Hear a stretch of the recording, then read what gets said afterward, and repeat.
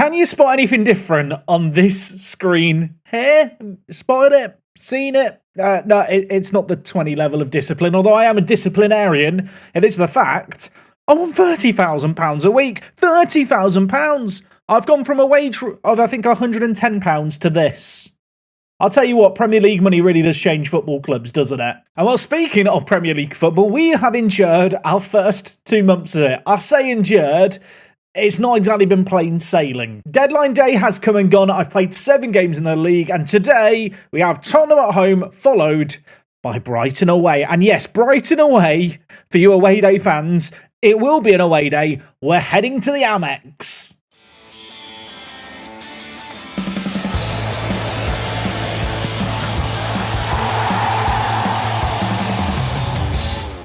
How is it going, you beautiful people? Welcome back to Parks of Prem. Today is episode number 73, and you know what's coming up today. So instead, let's talk transfers. Now, since last episode, 1 signing, 1 sale. We'll talk about the sale first. Ricardo Sanchez has left the building. The Costa Rican deep line playmaker. I'll be honest, I forgot about him. He was just sat in our reserves all summer. I should have sold him sooner. In the end, though, £2.9 million for him. He's gone to Sheffield United in League One. I feel like it's perhaps a testament to his ability. He's now in League One, but he did a job for us for a little while. We don't need him anymore, though. And in terms of signings, I discussed last episode the idea of bringing in a backup defensive midfielder.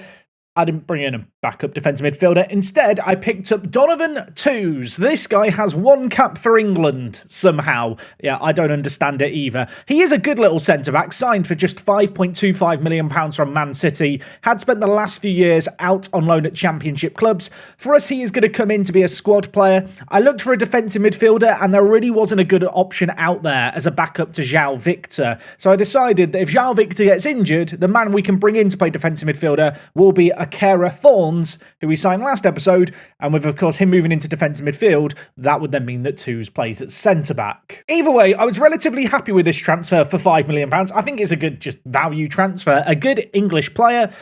And then I realised there was another English centre-back available, so I've bought him, but he doesn't join us till January. And if we look at the transfers in here, you can see Dexter Sneddon of Arsenal signed for £28 million. Yes, £28 million spent on this guy. What does that mean for our budgeting? Well, it means I have very little transfer budget left, and actually right now, we're technically over the wage budget. Let me just rejig this so we're in our budgets, but yes, I've spent big. Now, I do feel like when you look at our starting 11, the one player who I maybe had a little bit of a question mark over was Gasperi. I feel like he is a good player. I don't think he'll ever be a mainstay of our team as a regular starter in the Premier League, maybe a squad player. And so naturally, when Dexter Sneddon was transfer listed by request, I was very, very tempted. This guy's 23 years old, England youth international. You can see he has a lot of experience playing in the Premier League for Blackburn. But over the last couple of years, Arsenal have not given him a chance. And we have signed him for £28 million.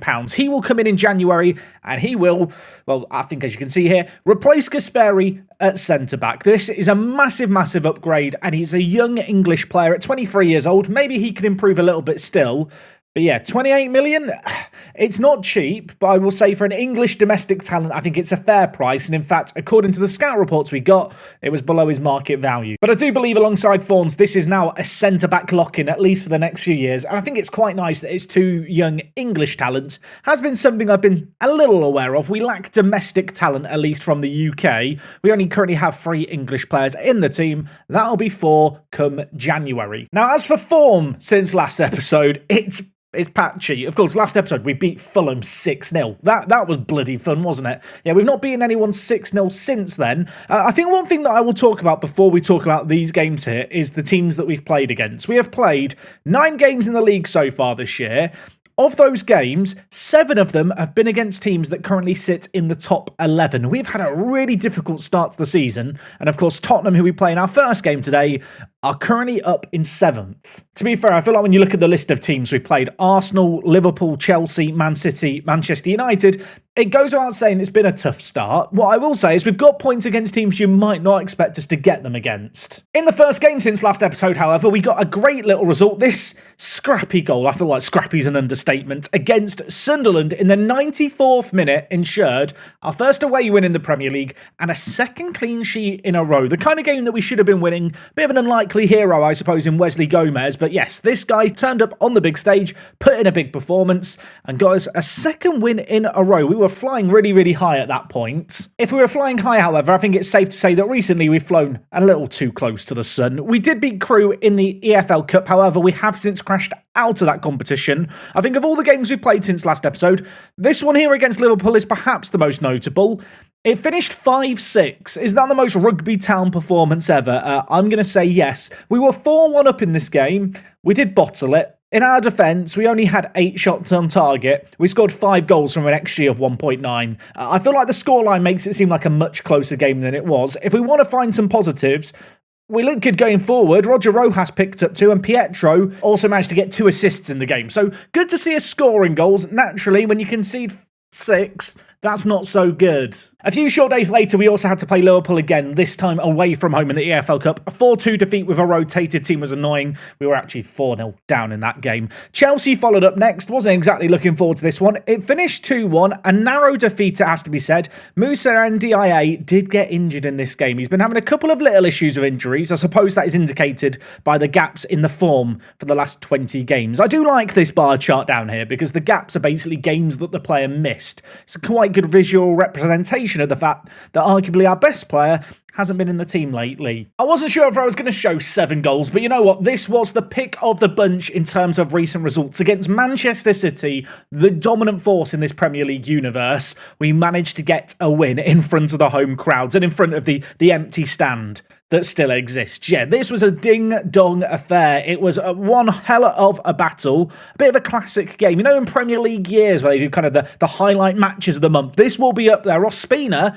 made it 2-1 immediately after half-time. And you can imagine at that point, I'm thinking, could we? Then Man City scored an equaliser to make it 2-2. Enzo Fernandez for Man City just feels cursed. Nice goal by him there. They then took the lead in this game to make it 3-2.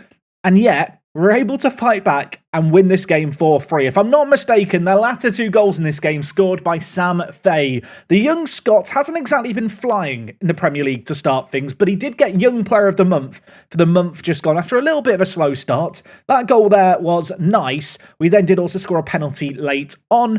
Is worth noting, Man City's first choice goalkeeper got injured after 13 minutes. I do think that helped us a little bit, but you know what? When you look at the stats for this game, we absolutely deserve to win. Anyway, now that I've talked about that game in loads of detail, we played amazing, and let's just skip over the games we didn't do so well in. 2-1 defeat against Everton, completely against the run of play, deserved to win that game. Then Crystal Palace beat us 3-2. Look who scored the winning goal. We were 2-0 up in this game. 2-0 up, 5 minutes played. Guerrero scored the winner for them. I mean, the script writers, they've outdone themselves there, haven't they, really? I know some of you are going to want to watch this goal, so I'm just going to cover my eyes and wait for it to be over. I think it was squared into him and then slotted into the bottom corner. Is it over yet? Is it over? It's over. Okay, it's over. Yeah, Guerrero scored. It broke my heart. The 2 defeats against Everton and Crystal Palace were a tad disappointing, though we ended things most recently with a really good point. Our first draw of the season, if I'm not mistaken, against Manchester United. Lucas Schumacher, our goalkeeper, picked up man of the match. We need some heroic performances from this guy to grind out results this year. He did it at Old Trafford. So it is still early days in the season. To stay up in the Premier League, you need around 40 points or a point per game. We are currently averaging just above that. Like I've already mentioned, though, I do feel like we've had some pretty difficult games to start the year. From an attacking point of view, we have the 4th best attack in the league, and we could climb a little bit higher, given the fact we've played games fewer than other teams around us. In terms of our defence, it's not so good. Then again, when has our defence ever been good? I want to sit here and be like, look at the player stats, look at our standout performers. Michael Bolton is the only player showing up in the list of kind of top player stats. He's got the most yellow cards. Not what you want to see. Now, in terms of performances so far this year, Sam Fay, like I mentioned, he was a little slow to get started, but he has been very, very good lately. Recently scored his first goal for Scotland. He is improving an absolute ton, which is really exciting. And elsewhere, Roger Rojas and Roger Ospina have been really good players so far. Rojas with 5 goals in 8. Ospina, 8 goals in 9. Of course, he did score 5 goals in one game, which kind of inflates things slightly. He has been a little bit slow as of late. And in fact, when you look at our attacking options, whilst we have got Sebastian Kurland, who's chipped in with some goals, and we've also got Junya Takahashi, who's had an odd contribution here and there. Hasn't exactly set the world alight, but it's early days. But with only 4 striking options, I have felt like maybe we're short of a striker. And that's why I'm looking to sign Julian Alvarez. Yeah, you might have seen this just on an earlier screen. I wanted to talk about it a little later in the video. Trying to sign him on a free transfer. He didn't play that much for Manchester City in this universe. Last few years he's been in Saudi Arabia, released as a free agent in the summer, didn't find a club. With his perfectionist personality and experience, I just feel like as a backup striking option, but also a mentoring option for our team, he could be quite good. Anyway, now that you're all caught up with action, we're going to get into this first game today. We are taking on Tottenham Hotspur. De Zerbi was sacked as England manager in the summer. I was offered his job. Obviously, we didn't take it. But now he's managing a Tottenham side who are currently in 7th, predicted to finish 7th, and I'd quite like to beat. We have already played Tottenham once in this save game. It was last year in the FA Cup. We beat them 3-1 there. Think things are going to be a little tougher today. Now, the good news is, in terms of team news, there's no injuries, there's no issues, there's no problems. Everyone is fit and ready and raring to go. I feel like this is the last of the particularly tricky games we've got to start the year. Our strength of schedule is going to get a little easier between kind of now and Christmas time. We need to make the most of things. Having got a draw last match against Manchester United, I feel like we could maybe use this kind of game as a springboard. A win here could really set us up nicely for the game against Brighton. Ultimately today, I think the aim for the episode is 3 points. That is what I would like to achieve. So team for today's game is at full strength. There's a few more defeats than I'd like to admit in our recent form. I'd like to get an extra dub in that column today. We are going to attempt to do it in front of the empty stands at Butlin Road. Here is Tottenham's team. They've got Wilfried Gnonto, Kulusevski, Bentancur as well. A few regens in there, and well, they are a good little team. A win for Tottenham here could take them as high as 4th, so they're really going to want to win this one. Okay, we are playing in the lighter blue. Tottenham are playing in the darker blue, and well, they are in possession right now. Laura in behind scores. The linesman's flag's raised. VAR is going to have a little whisper in the referee's ear. It looked offside. I do feel like when the linesman flags for offside, it almost is always offside in the match engine. I feel like with VAR in Football Manager the last few years, there's always little tells, isn't there, where you can kind of figure out if it's going to be disallowed or not. I'm still remembering them. It's been a while since I've had to contend with VAR. Pedro Porro free kick. Tottenham early on in the ascendancy. That free kick there, just the wrong side of the post. Naturally, we do go into this game as massive underdogs. I do feel like games like this one and the Arsenal one we played last time, they are kind of just free hits. We can turn up, hope to cause some massive upset like we did against Man City. But if we do get beaten, if we do bottle things like we did against Liverpool in that 6-5 defeat, I mean, I'm not going to be too upset. Although now that we've taken the lead, I now want a bloody win. Bolton's just scored a header. It's a corner. And we're a goal up. You know, everything I just said about it being a free hit, as soon as you take the lead in these games, you start to believe that something could, maybe will be possible today. It is a corner, it is a set piece. You have to make the most of them. We have got a big physical defence, and well, could we do it again? Ospina, we've already scored one. Tottenham looking susceptible to free kicks. Ball back post, Gasperi heads it just wide. It's never not going to look lonely, is it, behind the managers? Just the empty stand. Eventually, we'll move away from Butlin Road. Of course, we are in the progress of planning a new stadium, but I think we could be here for the next few years, so get used to the ghost town behind me. Luan Carlos bringing it forward in front of, well, absolutely nobody on the far side. Bolton puts in a tackle. Riviere now looking to pull the strings from deep, although that pass there, lacking from the deep line playmaker. Forns wins his header, but João Victor can't get to the second ball. Kulusevski storming through the middle, unfortunately for us, having his shots go whistling over the bar. I mean, so far, Tottenham haven't had a shot on target, but every highlight for us is just a corner. Is this our lives now? Are we just the corner merchants? Ospina, not a great ball into the box. Initially, Sanfei's shot, not a million miles away. Another corner. How many corners have we had so far on this half? Near post, Gasperi heads it, it floats in the air. Sanfei jumps and misses it initially, but does get the second ball. NDIA to Gasperi. He's a centre-back. He's playing as a winger here. What is he doing? Give it back to NDIA. That man can cross. He can pass. And instead, we're going to go all the way back to João Victor. Tottenham with everyone behind the ball. It's going to be difficult to break them down. But that pass there is going to split them open. It's a sensational finish by Roger Rojas in off the post. But I think he's offside. I mean, it was a banger finish. I don't often watch the offside replays. I want to watch this one again just to enjoy the finish. Sadly, it's not going to count. I mean, should we discuss this shot here? Riviere plays it forward. I mean, he's 2 yards offside. Ignore that bit. Just enjoy the finish. In off the post first time. That was yummy. 2 minutes left of this first half. It's not been a classic, but we have the lead crucially. We've had 6 corners. I feel like we've seen every single one of them. I'm going to tell the players I'm far from happy. NDIA and Bolton look confused. The wing-backs, to be fair, have been the standout performers in this game. I'm going to tell them they're playing brilliantly. Bolton's confused. NDIA, we have an understanding. He's now very motivated. Not going to make any subs at half-time in this game just yet. Pretty happy with how things have gone thus far. That said, another goal is definitely going to be needed. We are not known for our defensive capabilities. I think we've kept 2 clean sheets all year.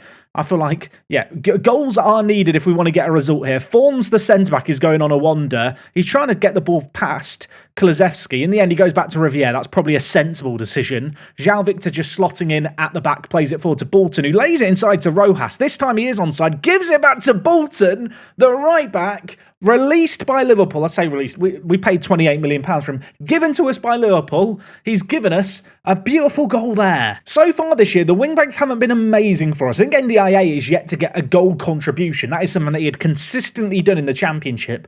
Bolton, on the other hand, I think that's his 3rd goal of the year. I'll tell you what, this would be an upset if we were to get a result with. This would be a massive, massive way to kind of kick off what I'm hoping can be a successful run of games for us against lesser teams. Rojas, a little bit of space. Kulusevski puts in a crunching tackle, but he still has the ball, the Costa Rican. Bolton, Rojas, ball to the edge of the box, NDIA! I thought I'd manifested a goal there, having said he hadn't done anything. Sadly, his shot is off target, but he is now going to take a corner for us, which Pietro is going to lay to Ospina.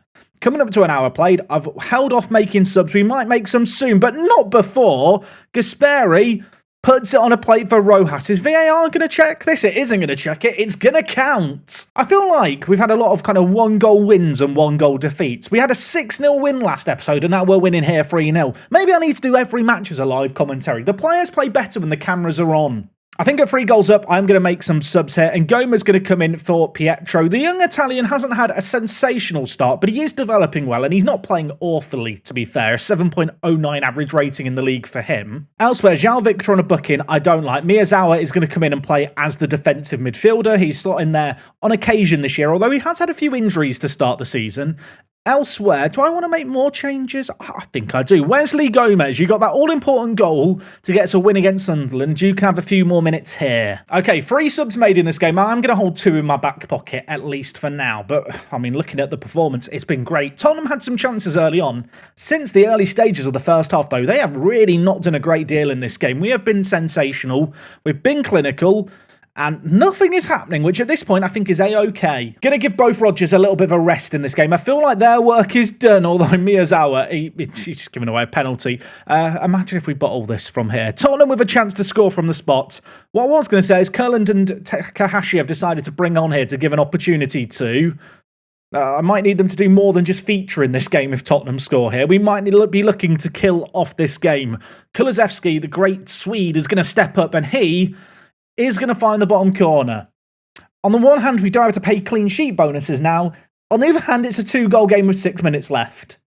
And I shouldn't be nervous, but I am nervous. Okay, 3-1, 7 minutes of added time in this game. I'd be quite happy if these just whiz by. Unfortunately for us, as there's only 2 minutes left, I think it is job done. Bolton already has 2 assists in this game. He might be looking for a hat-trick of assists. The right back, Sam Fay, shoots. McKenna with not the most convincing of saves in goal. I've not been keeping count of the corners we've been shown in highlights. It's a bloody lot, isn't it, in this game? We've had a lot of the ball up towards Tottenham's end. Plenty of chances to get men forward. Not actually been as clinical as I'd like from set pieces, all things considering. It's offside there. We've had 12 corners in this game. Okay, well, this is an annoying end note to end the match on. MDIA mentioned injuries. He's got injured here. He's forced off the pitch with a foot injury. I mean, on the one hand, we managed to get a win, and Michael Bolton has played absolutely sensationally at right back. He really has taken to that role exceptionally. Now the concern becomes, what's happened to NDIA? Is he okay? I mean, apparently he's positively chuffed. He can't be that hurt. Panic over, everyone. Bruised ankle. He came off the pitch with a bruised ankle. That's poor mentality. Michael Bolton, I'm going to give him some praise. You can watch whatever movie you want, my friend. You can dress up as whichever movie star you want to. I feel like not everyone's going to know what I'm going on about there. If you know, you know. If you don't know, don't worry about it. Oh, I love this, by the way. Key match of the day, a win for Rugby Town. Love it. That result there does see us climb up into 11th place. When you look at the teams above us, we've actually played a hell of a lot of them. In fact, inside the top 7, I think the only team we've not played of all of these is Newcastle. Yeah, we've played all the big boys now. And I suppose this next game marks the run of some winnable games for us as far as I'm concerned. Brighton and Hove Albion away. I'd love to string together a couple of wins to end this episode. Can we do it? We're heading to the Amex. We've got an away day. Don't go anywhere. It does feel like a little while since the last away day, and whilst they haven't been a mainstay perhaps of the series like they were last year, I feel like when the opportunity presents itself, I want to do these, especially once we get into European football. The weird and wonderful places we end up is always a delight. Today's place, slightly less weird, maybe wonderful. We're heading to Brighton, which is a stadium I have been to. You might be thinking, Jack, where is the stadium? I'll tell you where it is. You have to get a train out of Brighton to the Amex Stadium that's just out of town. In fact, the last time I was at this stadium was with Zealand the Cannon Shannon. Have you heard of that man? He does YouTube videos on Football Manager. Screams loans a lot. Last time I was at this ground, I had to get the last train home. There was lots of running involved. It was very stressful. So this is, quite traumatic returning today. Anyway, first things first. Car park. Solid car park. Weavy roundabout roads. Why is it like this? Oh, it's the bus car park, so it all has to be big. I'm a detective. Now, around the stadium, I know there's like university bits and bobs and lots of kind of training fields for different sports. But in terms of activities, I'll be honest, if you're looking, for a really exciting away day with bungee jumping, you're not going to get that here. The most exciting activity might be queuing at the train station for 2 hours after the game. Anyway, do we have street view options? Okay, we can go down the road next to the ground. I feel like we might not be able to see the ground from there. There are lots of dots in the stadium itself too. You know me, first thing I want to check out, car park. What I will say is this stadium is on quite a big hill, as you might be beginning to realise. This end here, if I'm not mistaken, is the away end as well. At least it was a few years ago. It's all kind of sat into the ground. I can confirm the pitch is flat. Can we get a view of the stadium up here? Kind of. Also, we're here at the University of Brighton. As we do this away day, I'm remembering traumatic memories of Brighton away days. I went to Brighton away once and they wouldn't serve me because I forgot my ID, so my younger brother had to buy me a beer. Yeah, again, that was a low point in my life. Based off all my memories of this ground, I shouldn't be giving it a good score, and yet I am going to give it a chance, especially when we get drone footage to show off the bus car park, the regular car park, and here we have the stadium itself, which I'll say now, it's quite an impressive stadium. As far as English football stadiums go as well, it's got quite a nice scenery, hasn't it, around it. It's quite pretty, the countryside and stuff. It's not quite, the Swiss away days that we had during the European away days of Guernsey last year, but it is better than the industrial estates of Oldham. Can we get a view in the ground? There are so many dots inside, I'm not convinced I'm going to find anything great here. Okay, where are we? Don't mind me just reading inspirational quotes on the wall. We are two halves of the same. Together we share the victory and confront the defeat, and together we dream of our tomorrows. I have no idea what that means in relation to the football club, but my brain hurts. Let's not overthink it. There was all the dots on the pitch, and I was thinking we'd get a really good view of the pitch. Instead, I get to look at the word seagulls written out of seagull magnets? I don't even know what that is. Yeah, inspirational. The point-and-click adventure continues. Oh my god, where have I ended up here? This is far too fancy. Will say, not sure it's a good idea putting your tactics on your wallpaper. That does feel like a design flaw. Can I get a view of the pitch out of this window? We really are going on an adventure. Here is the Amex Stadium. I mean, it is a bit of a modern solar stadium, but I love the seagulls on the seat art. They're getting points for that, aren't they? And continuing the point-and-click adventure, I feel like I'm getting lost. I parked a Prem away day, walks into a bar, and checks on the selection of drinks. Heineken, Strongbow, Beer Moretti.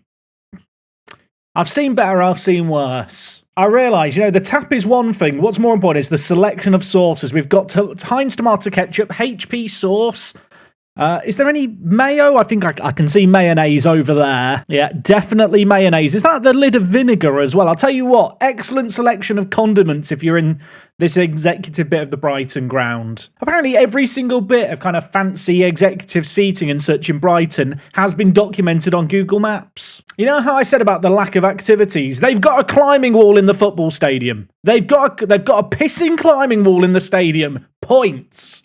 I haven't been able to find a view of the actual pitch from the inside, so enjoy this view of outside the ground where there's a dog.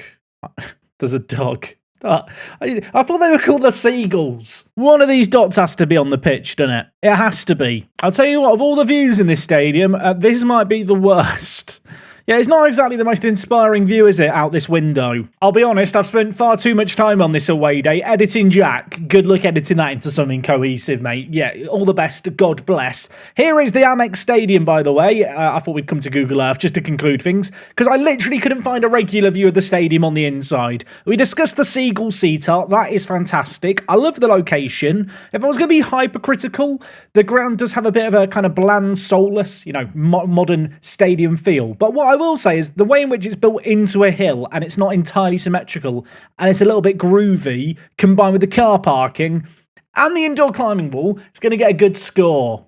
Given the fact that last time I was at the Amex, I had to run for a train, and the time before that I was refused to be served by the people working the bar, I can't believe I'm doing this. The Amex Stadium, Brighton, 8 out of 10.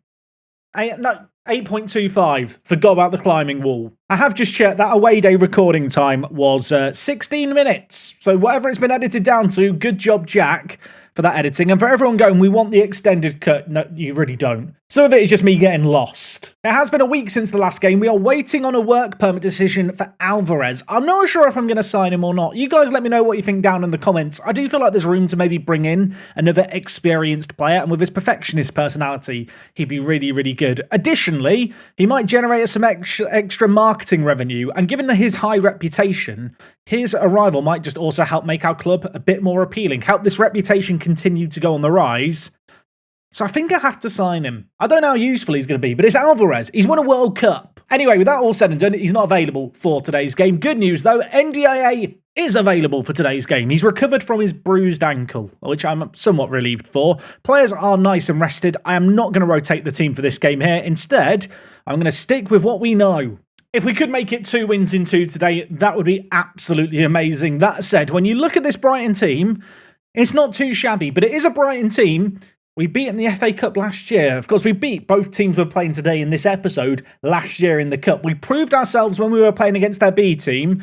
Given the fact that they're down in 16th, Brighton are going to want to win this game at home. Greaves on the far side, throwing it in. We are, of course, playing in our red strip today. It's a rare occasion when we get the Nando's-sponsored red groovy stripes out for the occasion, and one we're going to hope that it serves us well, as Brighton looking confident in possession early on here. Only a minute into this game when we're getting the first highlight, by the way.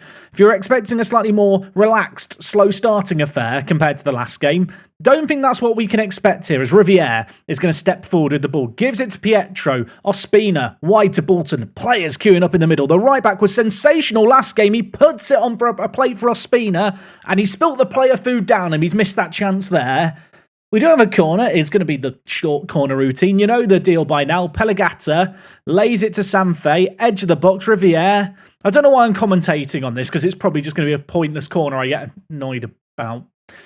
Just like that. I say just like that. Look, we're straight into the next one. Bolton, don't earn us a corner. I don't want more corners. Riviere. Edge of the box. Options inside. Decides to go back to Fawns and play it safe. Fawns steps forward with the ball confidently. Lays it down to Bolton at right back. He was very involved in the play early on. He puts it on Ospina's plate yet again. On this occasion, he's hit the post. Those balls whistling into the box towards Ospina from Bolton are looking very, very dangerous early on in this game. Brighton giving the ball away in a horrific area, by the way. Fortunately for them, they do win it back. We are looking dominant in the early phases of this game here. An away win would be nice. I think we've only got, 1 or 2 away wins so far in the league this year? I'd love to add to that tally here. Given Brighton are just outside the drop zone, it has to feel like a winnable game. And based on what we're seeing here, we look great. Rojas, Pietro, and I've spent £15 million on that. He's hit it over. I don't know if it got blocked by the defender or saved. All I know is it is going to be a corner. We are on the front foot, but we're not finding a breakthrough yet. Unless we make something happen there. No, we're not going to make anything happen there. It's still 0-0. 20 minutes played in this game, not having as much of the ball as perhaps I would like, but when we do have it, we are making stuff happen. We are penning Brighton back. They're trying to play out from the back, but we're matching them nicely. They are yet to have a shot on target in this game, and with 10 minutes left of the first half, we have been on top for much of it, but they are, well, in a dangerous area here. Kai lays it inside to Conor Gallagher. Riviere puts in half a tackle, but it falls to Greenwood. Chance here for Brighton. Chance taken for Brighton. It's 1-0. After 35 minutes. I really hope we're not going to look back on those Ospina misses earlier on in this game as kind of critical moments. Chances that if we'd taken, could have seen us get a win here. Schumacher not able to get down to it. A tidy finish into the bottom corner. You know what's going to happen here. I'm going to get shouty. They scored with their first shot on target. Let's see if we can make something happen before the break. 2 minutes of added time to be played. We have a throw-in, ladies and gentlemen. Rojas involved in the build-up play here. This right-hand side is where we're having all our joy. It's put on a plate for Ospina, whose header on this occasion hits the woodwork, I think again there. If you got points for hitting the woodwork, we'd be in this game, but you don't. We've not scored. It's 1-0. Going to tell the players I'm far from pleased. This might feel a bit reactionary. I am going to take off Ospina at half-time. He has been absolutely awful. Takahashi hasn't exactly been electric since he joined the club, although to be fair to him, he's not had that many times to shine. This is his opportunity to shine. I'm putting the spotlight on him. I feel like with some better finishing, we could be ahead in this game, and we are going to get a chance perhaps in the second half to show that we can finish the ball, that we can score goals. 10 minutes played of this first half, though. Nothing's happening. Okay, an hour played here. Going to change things up. Pietro's been absolutely awful. We are going to bring in Ngoma.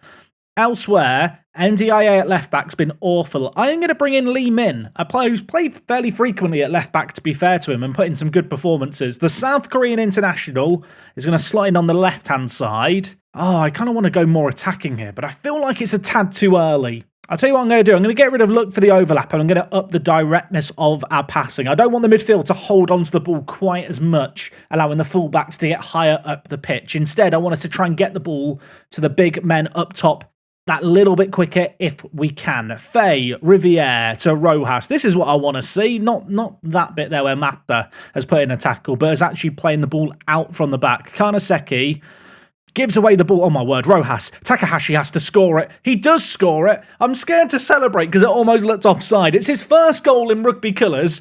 That was the least convincing finish I've ever seen. In Football Manager, we don't have a shot power attribute, do we? It just kind of falls under finishing and, technique. This shot here, one shot power. I'm kind of relieved it's hit the back of the net. It barely crossed the line. 1-1 in this game, we definitely deserve. Look at the stats. We have been so good. I want us to try and press home how well we've been playing with a second goal. We've got 13 minutes to try and make it happen. Motivational team talk activated. And now Lee Min fresh off the bench at left back. And Ngoma linking up. Can the South Korean put it in? Ngoma, João Victor, edge of the box, could pull the trigger. Does pull the trigger. That was not a million miles away. Chance after chance in this game are falling our way. I just have to hope we're not going to regret missing them because, well, Brighton, they've had that one opportunity they've scored and you wouldn't bet against them doing it again against us. Ambitious ball forward only finds Stevens for them. He's now going to play it back to Kanaseki in goal. He, of course, gave away the ball to the centre-back for our first goal that was really gifted to us, truthfully. Doesn't look like it's affecting Brighton's confidence to play out from the back as Mata brings it forward. But yeah, Brighton, I mean, they look confident with the ball, don't they, Brighton? But when they give it away like this, we look like we could spring a trap. Takahashi, Rojas, one-on-one. He has to score it. He doesn't score it. There's a danger that in chasing this game with 3 minutes left, we end up throwing it away. And yet I just feel like I want to go for this game in what's left. Sunfei's played well, but he is looking absolutely exhausted. I'm going to bring in Kurland to play as the attacking midfielder for us. Wesley Gomez also coming in at deep line playmaker in transition here. Get it over the defence quickly. In possession. Let's try and force the play through the middle. Let's hit early crosses. Let's just try and get it to the players in the final third. We've got 5 minutes to try and make a miracle happen here. I say a miracle. I feel like it wouldn't be a miracle. It'll almost be expected with how this game's gone. And well, what? With 40 seconds left, the Football Manager gods have given us a highlight. Is it what we want to see? I don't want to see this. Brighton are time wasting at the back. They launch it forward. Gasperi wins a header. Ball is played towards Ngoma Kurland. This is nice. Rojas, one-on-one. Misses it. He was offside anyway, I think. It wouldn't have counted. You really gave me some hope there, the Football Manager gods, just to mess with me. This game here finishes 1-1. When you look at the stats for that game, 2 points dropped. You can't convince me otherwise. I talked about the idea of trying to get into the top half this year, and given the fact that we are only 4 points behind Arsenal in 7th, you know, wins in these kind of games here could be the difference between that and where we are now come the end of the year. I'm not going to panic too much because I do feel like there were positives to take from that performance, but the finishing was lacking. I mean, if only we had a World Cup winner to score goals for us. Maybe we'll have him by next episode, although don't think I can even register him. Now, looking ahead to upcoming games, we've actually only got 3 games in the month of March, and then December and January, that is where things are really going to ramp up. Looking at these upcoming games, there's definitely some winnable ones in here. In terms of when we're going to do that next episode, truthfully, I really don't know yet. If you have enjoyed today's video, do leave a like below the video. Helps things out massively. We are back tomorrow to end the week. I'll see you guys then. It's me, Jack. I'll talk to you guys in a bit. I'm out.